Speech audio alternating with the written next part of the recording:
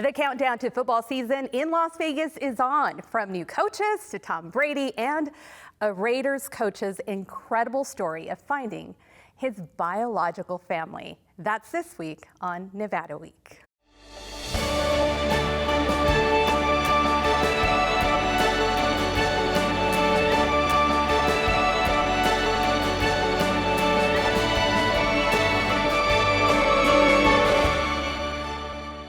Support for Nevada Week is provided by Senator William H. Hernstedt.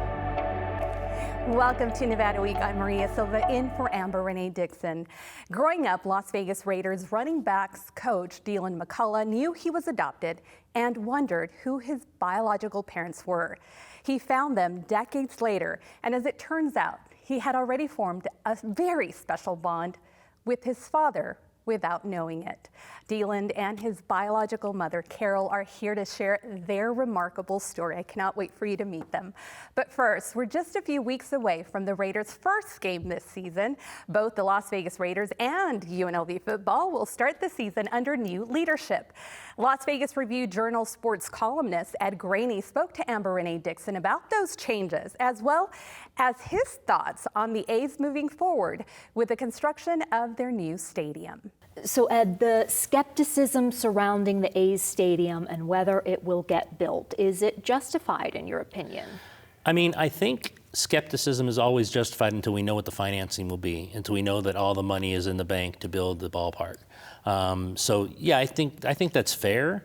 We don't know yet how John Fisher intends to pay for the entire ballpark. And also, as you know, this price is probably going to go up even more. It's already gone up from 1.5 to 1.7.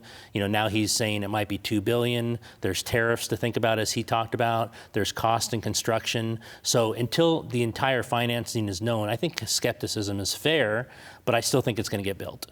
And why is that? Mark Bedane. I think Mark Bedane, who's the president of the A's now, who used to be the president, as you know, he was in the Raiders organization for 30 years. He was the president of the Raiders for some time, helped lead the charge of building Allegiant Stadium. I think that he is the perfect person for the A's and to get this ballpark built. And I think they made an incredible decision on hiring Mark Bedane to do this. So I don't think he'll fail in this venture. He told us all at the groundbreaking that you were at, Amber, that it will be built by 2028, that it will happen on time.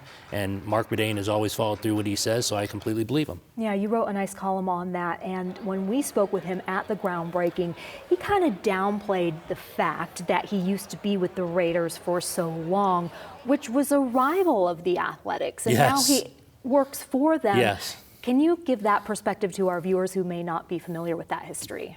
Well, he was with the Raiders for 30 years. He and Mark Davis grew up together. They were really, really close. Obviously, the owner of the Raiders, very close friends throughout the years, going up through the organization. Mark, obviously, the son of Al Davis, the former owner.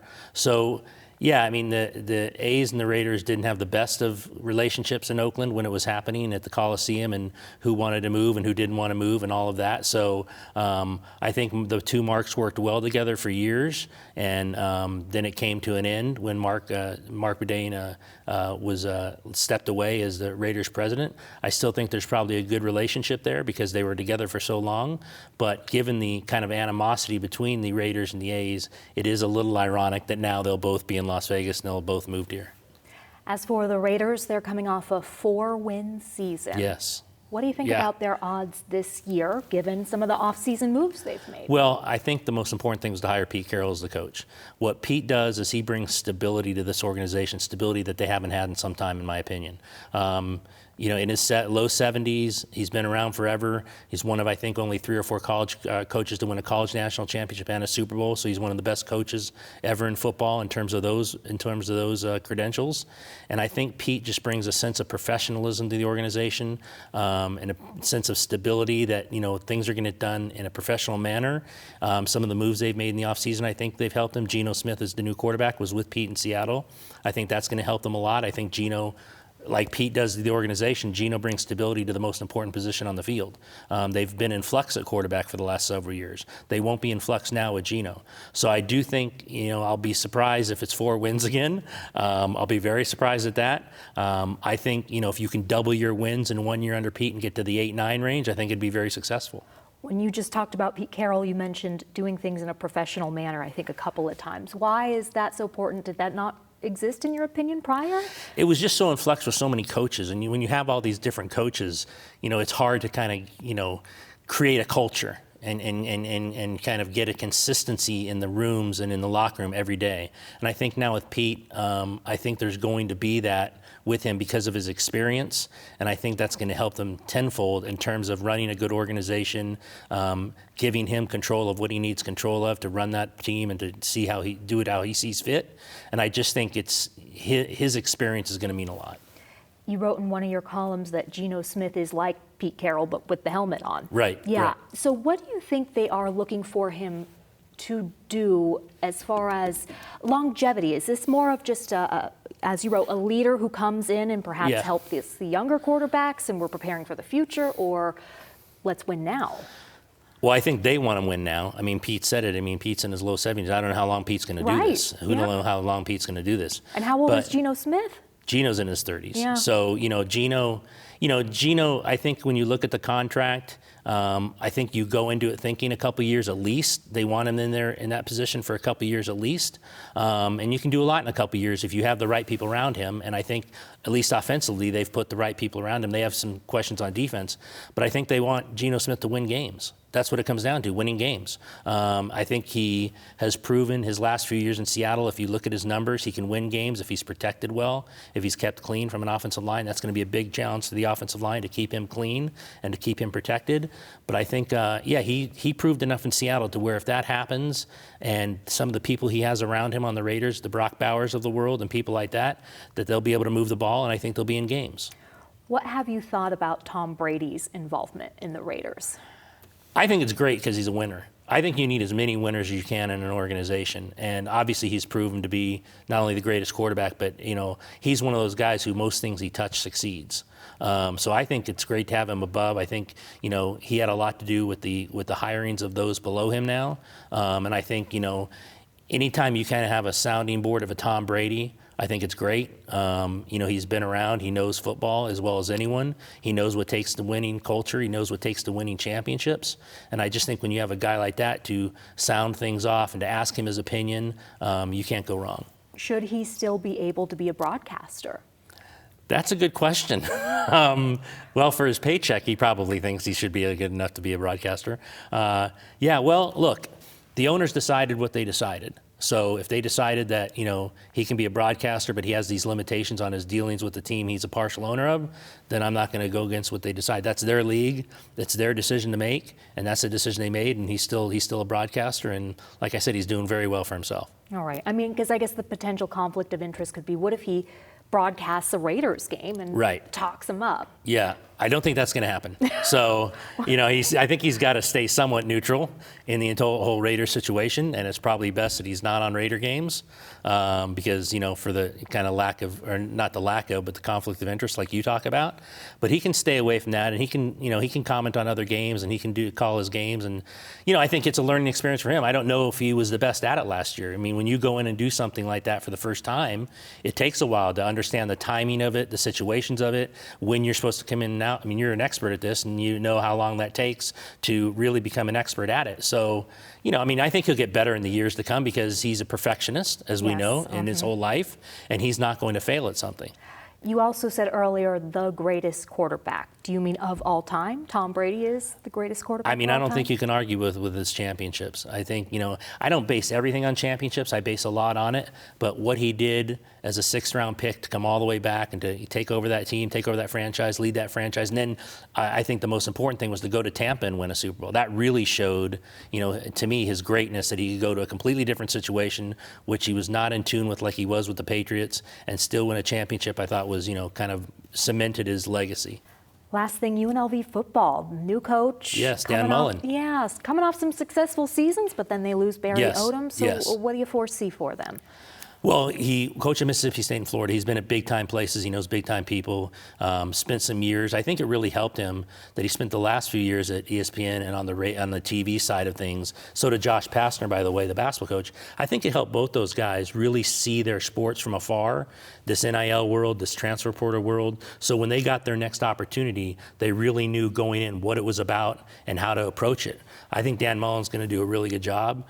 He knows what he's doing. He's coached some of the best quarterbacks who's ever come out of college and in the pros. He's kind of a quarterback guru, and I think he's going to do a really fine job. Barry Odom did a great job, obviously, setting a standard by which UNLV football should now be known for. He had historic seasons at UNLV in a very short amount of time. And I think when that is set, Dan's gone into the transfer portal. He's brought on a lot of, high-level players. I think the Mountain West is a league that they can certainly compete in for championships every year. You have Boise, who's, only the last year before they go to the Pac-12. I think when these 5 teams that are going to the Pac-12 leave, I think UNLV, and I've written this, I think UNLV should be the standard bearer of that new conference, of that new Mountain West. I think they should be the one everyone's chasing. I think they should be good enough in football and men's basketball to where they're the ones everyone are trying to catch. So I think it'll be disappointment if they're not. Gosh, that would be certainly a turnaround from recent history, right? I mean, yes. Past those 2 years that we're talking about. Before Barry Odom, exactly. Yeah. Ed Graney, thank you so much for joining me. Thanks, Amber. I appreciate it. Thank you. Throughout Deland McCullough's football career, his path often crossed with his mentor, Sherman Smith. Smith first recruited and coached Deland in college, setting high expectations for the young player who would go on to play in the NFL and Canadian Football League. Deland later went on to become a running backs coach, the same position Coach Smith held himself. Deland had been placed for adoption as an infant, and as he learned more about his biological family as an adult, he realized his connection with Smith was even closer than he could ever imagine.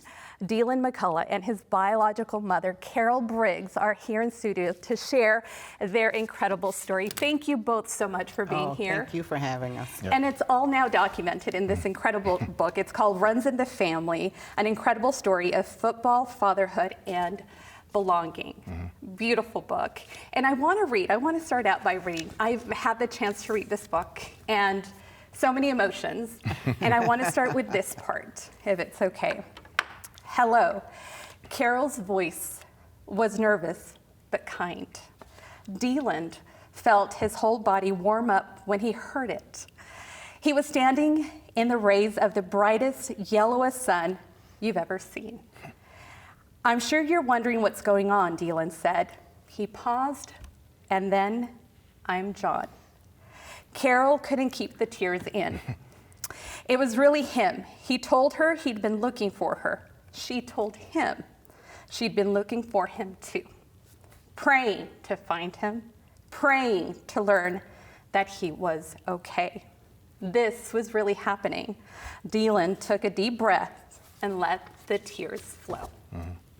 My tears were flowing when I read this. Tell me walk us through to that moment when you got that call. Well, it was a regular evening after work, and I unmuted my phone, and, the preliminary part of it when, he sent me the text, that infamous text. But when he called me that evening, by then I had done countless Google searches and all kinds of things. And I said, if someone is trying to trick me here, they've gone through a lot of effort because this guy is everywhere on the internet. So this must be real.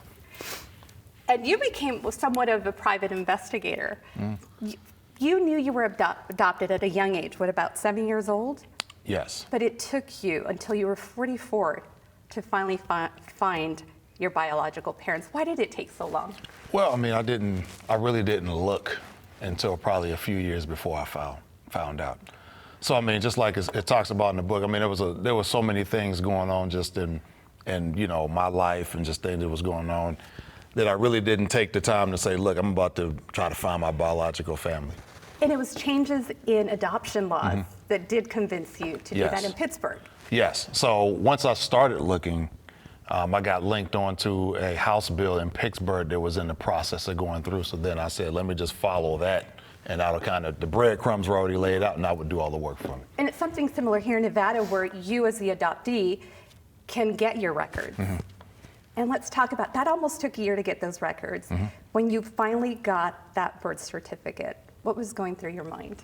Well, the ironic part is that day, it was in March that I sent for the information, and I didn't think about it again until November. I was sitting there at work, and it just hit me. I said, I wonder what's going on with this adoption paperwork. And then when I got home that night, literally that night it was there. So it was a lot of emotions. I wasn't prepared because I didn't know it's coming next week. Let me get my mind together. It just came, and it just a wave of emotion hit me. And then once I seen her name, I said I need to find her. Yeah. And there was an important piece missing, an important part of information that was missing. Your father's name. Father's name was not on there, and I'd heard that. You know, growing up, my adopted mom, Adele, I said, she knew that. All she knew was it was a younger couple. Now I didn't, obviously once I got all the information, I seen them, my dad's name was not on there. And Carol, why did you make that decision not to tell the biological father? Well, I was only 16. He had already gone away to college. He was a fantastic athlete in high school and had gotten a lot of offers to go to school. And our school was very small, so him to be recruited and wooed like he was to go to all these colleges was a big deal. So, I said, well, he's already gone, and, he'd have to come back, and, I didn't know what impact it was going to have on his life. So I said, well, I'll just make this decision. So you did ask her, 6 minutes into that conversation, that call, you finally asked, and how did that, what happened next? Yeah, I was pretty blown away. We're having a great conversation. I asked her. And it felt like you knew each other, right? Yes. It was no like, okay, let's fill this out. We just jumped into it and started talking. It was a great conversation. The question I asked before I asked who my dad was, I said, well, I have any brothers and sisters? Because once she had identified that she was in Youngstown, I'm like, oh, shoot, that opened up a whole lot of things. She was only 10 minutes away from where I live, which was, you couldn't, that was just ridiculous. And then I said, do I have any brothers and sisters? She said, no. And then I just kind of flippantly asked, I said, well, shoot, who's my dad? And she told me. And what did you tell him? I said, your father's name is Sherman Smith.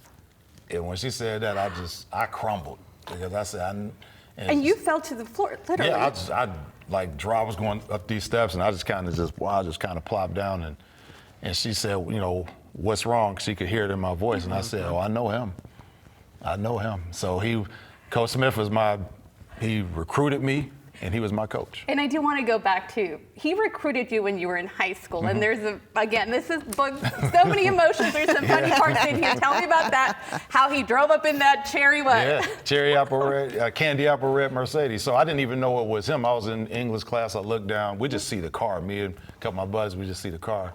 And a few minutes later, I get called to the office, and it was him, and it was like a movie. He was facing towards our coach, and he turned around, and it was like really cinematic when I think back on it. Even then, because I'd never really met a person like him. And he said, I'm Sherman Smith, running back coach for Miami University.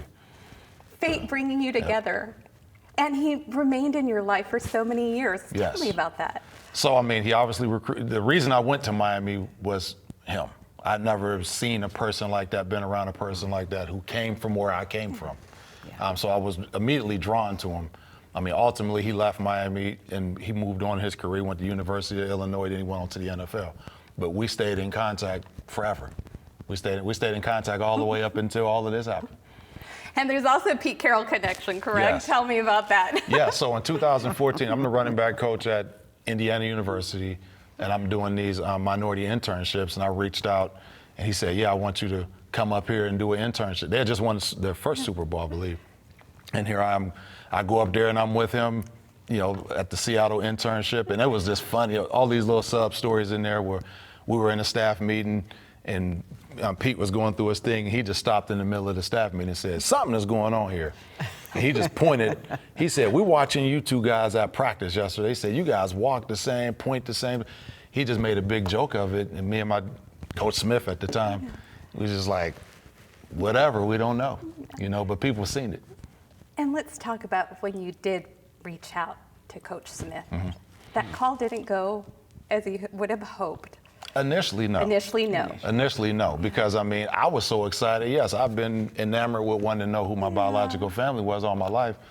So when I told him, I really didn't expect him to call me back. I texted him. I thought he was going to text me back, but he called, and I just jumped on, and I jumped right into it.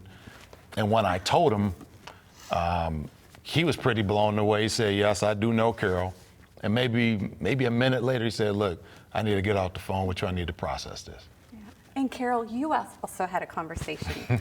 I did. So after Deland had his conversation with Sherman that day, he called me. I'm at work. So he calls me and he says, "Well, my dad wants to talk to you." Well, I'm thinking, okay, this whole thing's going to go down between the two of them. And I'm going to stay out of it. But now I got to get involved now. So I cried the whole day. I cried the whole morning waiting for Sherman to call me. But Sherman called, and he was such a gentleman. And he was so understanding, and we talked. I mean, we grew up in the same neighborhood. We went to high school together. You know, he graduated with my brother. So we talked about family. We talked about what's going on in the world. We talked about everything before he says, "Well, okay, you know why I called you."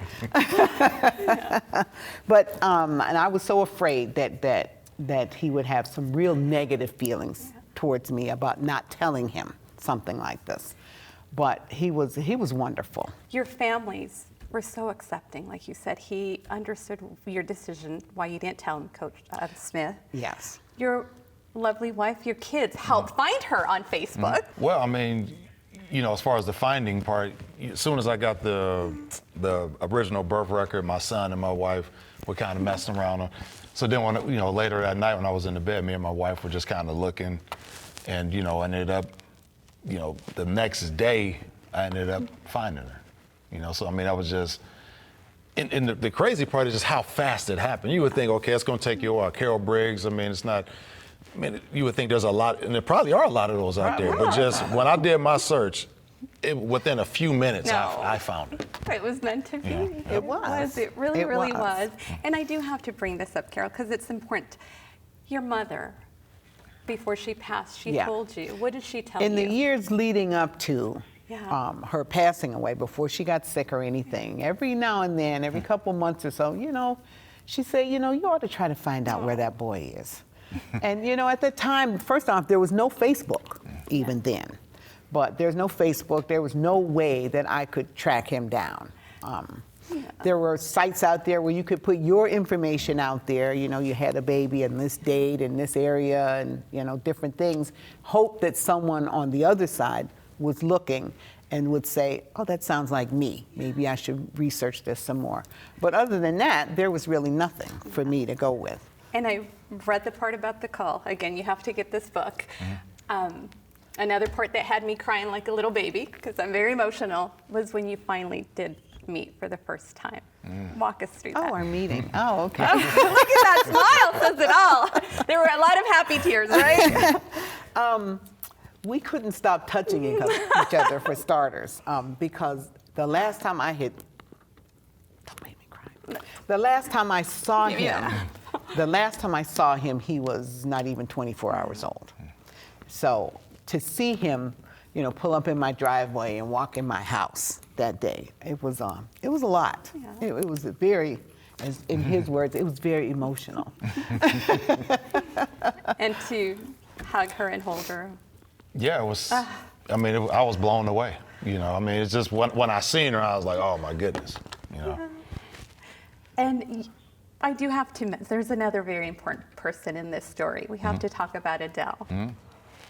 Yes, I mean, you know, the heavy lifting of my life, you know, was done by her, and I make no qualms about it. I wasn't the easy guy to raise, you know. Well, you turned out okay. Yeah, I wasn't the easy guy to raise, and she, you know, God put her in my life because she had the demeanor in her hand. She had the heavy enough hand to redirect and get me back on the track that I need to. Because there's so many times that if I didn't have a person like her in my life, or didn't have her, that I would have went off the cliff, you know, per se. So I mean, you know, nothing but extreme love and respect for how she raised me and helping me get to the point where I am. And your message to Adele?